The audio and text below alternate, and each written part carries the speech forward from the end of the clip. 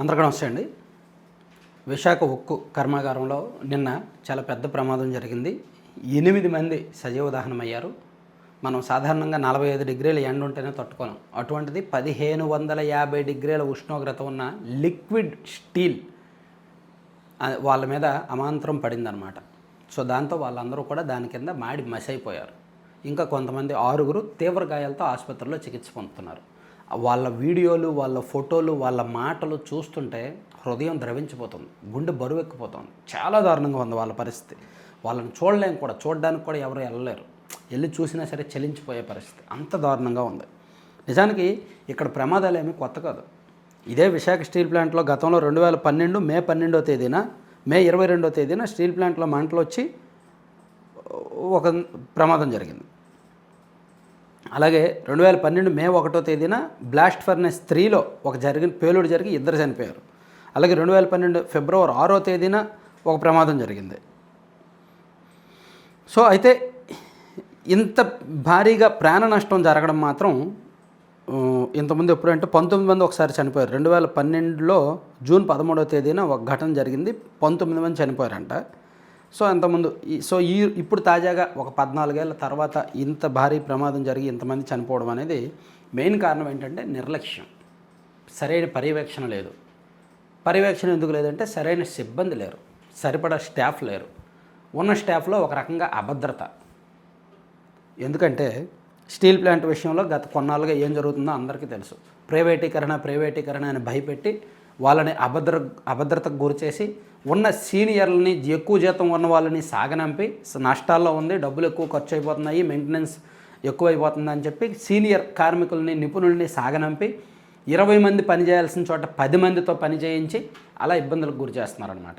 So ఆ కారణంగా ఈ నిన్న ప్రమాదం జరిగిన క్యాస్టింగ్ మిషన్ దగ్గర గతంలో 20 మంది ఉండేవాళ్ళు, కానీ ప్రస్తుతం 12 మందే ఉన్నారు. సో ఉద్యోగులు సెలవుల్లో ఉండడం అండ్ కార్మికులు సెలవుల్లో ఉంటే ఈ 12 మంది కాస్త 7-8 మంది అవుతారనమాట. సో అంటే సరిపడా కార్మికులు లేరు, నిపుణుల కొరత. విశాఖ ఉక్కు నిపుణులైన మానవ వనరులే బలం. అలాంటిది గత 2 ఏళ్లలో ఉద్యోగులను తొలగించుకుంటూ వస్తున్నారు. గతంలో ప్లాంట్లో ఒప్పంద కార్మికులు 15,000 మంది ఉంటే ప్రస్తుతం 7,500 మంది ఉన్నారు. సగానికి సగం తగ్గిపోయారు. అలాగే ఒక నిపుణులు కొంతమంది వివిధ విభాగాల్లో నిపుణులుగా ఉన్న 6,000 మందిని తొలగించారు. సో మొత్తం మీద 2 ఏళ్లలో 6,600 మంది ఉద్యోగులు తగ్గారనమాట. అలాగే వీఆర్ఎస్ పేరుతో 2,000 మందిని తొలగించారు. సో ఎప్పటికప్పుడు కొంతమందిని తొలగిస్తున్నారు, కొంతమందిని వీఆర్ఎస్ ఇచ్చేస్తున్నారు, కొంతమందిని ఏదో రకరకాలుగా పంపించేస్తున్నారు. దాంతో స్టాఫ్ బాగా తగ్గిపోయారు, నిపుణులు తగ్గిపోయారు. ఆ ప్రభావం చాలా స్పష్టంగా కనిపిస్తోంది.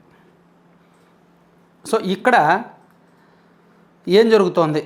సో ప్రైవేటీకరణకు దీనికి ఏమైనా సంబంధం ఉందా అంటే, అనుభవం లేని కార్మికులు ఎక్కువ మంది అయ్యారు. అనుభవం లేకపోవడం వలన వాళ్ళకి ఏదైనా ప్రమాదం జరగకుండా ఎలా చూడాలి, ప్రమాదం జరిగితే ఎలా కంట్రోల్ చేయాలి, పర్యవేక్షణ ఎలా ఉంటుంది, ఇదంతా వాళ్ళకి తెలీదు.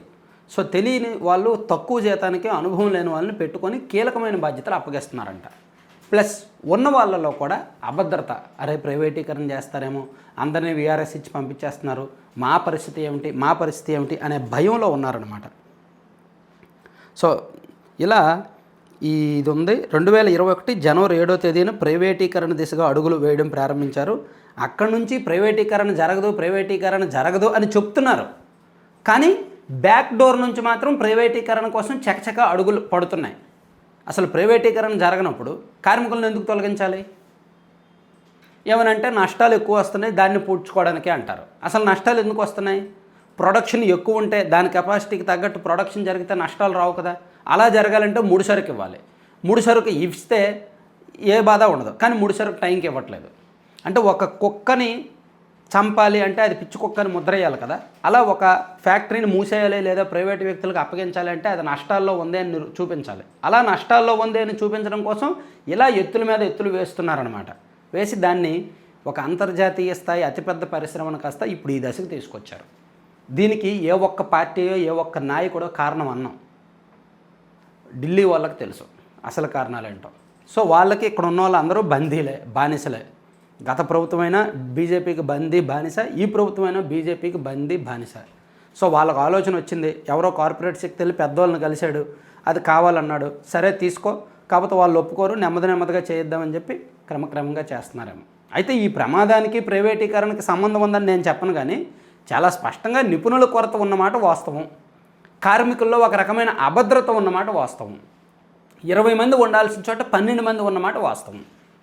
సో అందుకు ఇటువంటి ప్రమాదాలు జరుగుతున్నాయి. అక్కడ ప్రభుత్వం అప్రమత్తంగా ఉండాలి, కార్మికులు కూడా అనుక్షణం జాగ్రత్తగా ఉంటే మంచిది.